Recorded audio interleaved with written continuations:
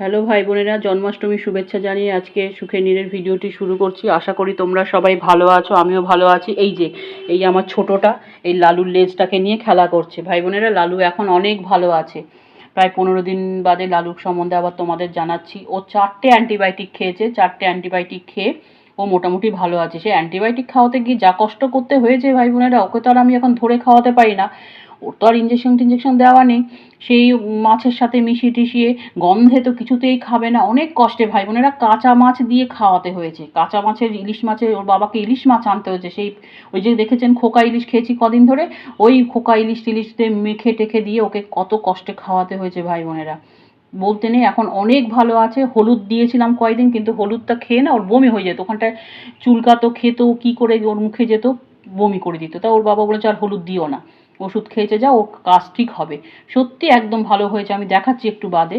প্রায় 4টে ও খেয়েছে, 2টো ক্ল্যাভহ্যাম আর 2টো স্পরিডেক্স। রাত্রি 9টার সময় ছেলেকে ক্ল্যাভহ্যাম আনতে হয়েছে ওর জন্য। তো যাই হোক, এখন সারাদিন বাইরেই ঘুরে বেড়ায়, যেহেতু সুস্থ হয়েছে।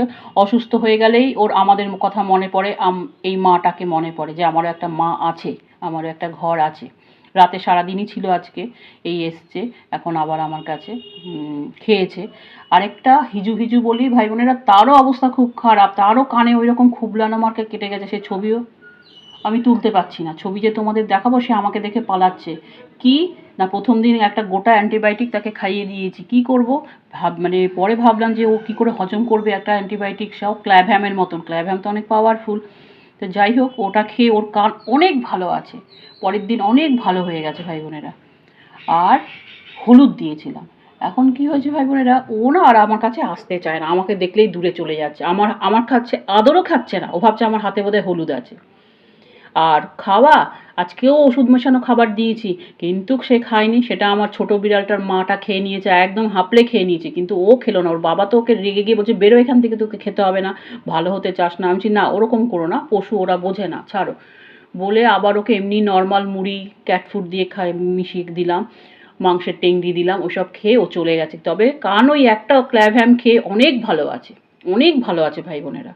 যদি দেখাতে পারতাম। ও ছবিও তুলতে দিচ্ছে না। ও আমি ক্যামেরা মোবাইল নিয়ে গেলে ও পালিয়ে যাচ্ছে। আর এই যে দেখুন লালুকে, লালু বাবা দেখিয়ে দে তো বাবা, তুই কেমন আছিস।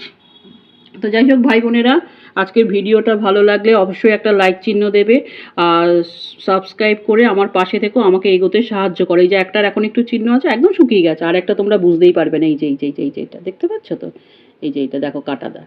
তো যাই হোক, রাখলাম, ভালো থেকো, সাবধানে থেকো।